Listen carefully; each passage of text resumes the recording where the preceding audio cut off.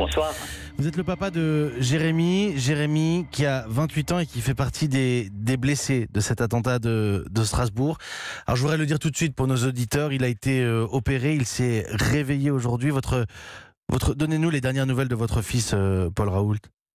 Les dernières nouvelles sont plutôt bonnes. En effet, donc il était dans un sommeil artificiel. Ils l'ont réveillé aujourd'hui. Il a pu écrire, il a pu exprimer des choses. Et donc, a priori, tout fonctionne bien, puisque c'est un peu l'inquiétude, qu'il y ait des problèmes le cerveau qui aurait pu ne pas être irrigué. Donc, ça semble aller bien. Donc maintenant, après, sur cet après-midi, il continuait d'autres investigations pour voir si tout allait bien. Mais c'est plutôt très positif. C'est pour le mieux et nous sommes tous ravis pour vous. Évidemment, je pense que beaucoup d'auditeurs peuvent se projeter dans ce témoignage de papa, le papa que vous êtes. Votre fils est musicien, il devait jouer dans le café les Savons d'Hélène à Strasbourg au moment de cet attentat.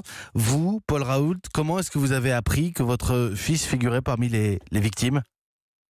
Alors, je l'ai appris assez tard, puisque je l'ai appris à 4h30 du matin, mais dès 9h, j'ai eu l'information en regardant la télévision de l'attentat, et à partir de 9h, on a cherché à joindre Jérémy qu'on n'arrivait pas, j'ai pris contact avec la cellule, j'ai fait tout un tas de démarches. À partir de 2h du matin, j'ai même fait des démarches sur les réseaux sociaux, via Twitter et via Facebook, avec mon fils, et c'est de là que l'on a eu l'information par un ami de mon fils qui n'était pas sur place, mais qui avait eu l'information que Jérémy était là, donc on savait qu'il était au café là, puisqu'il l'avait mis sur son site Facebook, mais on savait, elle nous disait qu'il avait été blessé et qu'il avait été transporté à l'hôpital.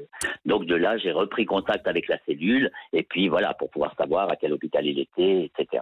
Bon, il y a eu quelques heures de panique, on imagine, d'inquiétude en tout cas, de ne pas avoir de nouvelles. Oui, de panique, non. D'inquiétude, bien évidemment, une inquiétude grandissante, puisque je ne sais pas expliquer pourquoi, mais dès 9h, dès qu'on a eu l'information, il y a eu chez moi comme un déclic, il s'est passé qu'il est concerné. Je ne peux pas dire pourquoi. Les attentats sont les autres, je ne peux pas dire pourquoi. J'ai senti qu'il était concerné. Voilà, je peux pas être. Donc en effet, il y a eu une sorte d'inquiétude grandissante tout au long de la soirée, jusqu'à 4h30, mais même jusqu'à 6h, puisque c'est après vers 6h qu'on nous a bien confirmé qu'il s'agissait bien de lui et à quel hôpital il était, etc. Aujourd'hui, je crois que vous avez dit à nos équipes, lorsque nous préparions cette émission, que vous vouliez passer un message d'apaisement dans ce climat. Tout à fait. Ça me paraît très important de ne pas succomber à la haine ou à la colère. Ce serait donner raison à ces gens-là, alors que il y a tellement mieux à faire. Et pour moi, cette haine, en tout cas, je me l'interdis. Je veux puiser au fond de moi une vraie force d'amour pour pouvoir construire, aller au-delà. De toute manière, c'est aussi l'état d'esprit de Jérémy, qui est un musicien, qui est plutôt dans la fraternité, dans le tous ensemble avec nos différences surtout, et non pas à rester entre nous. Donc c'est vrai, c'est quelque chose auquel j'ai vraiment pris plus conscience encore aujourd'hui, parce que concerné par ce qui s'est passé, parce que malgré moi un peu antagonisme de cet événement, que il ne faut absolument pas tomber là-dedans. Et on a, alors individuellement c'est un effort à faire, mais collectivement on a quand même des outils pour y arriver. On a la laïcité qui existe, et ça c'est quelque chose, il faut vraiment en parler et la développer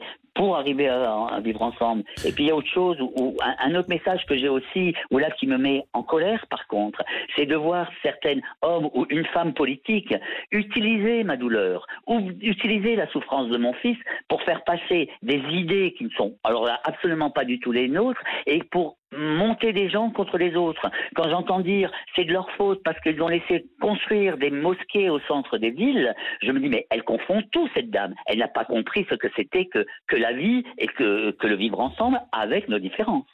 Merci beaucoup Paul Raoult. Merci le papa de Jérémy, opéré, qui s'est réveillé, qui va mieux. Merci Paul Raoult d'avoir pris quelques minutes pour les auditeurs d'Europe 1 ce soir.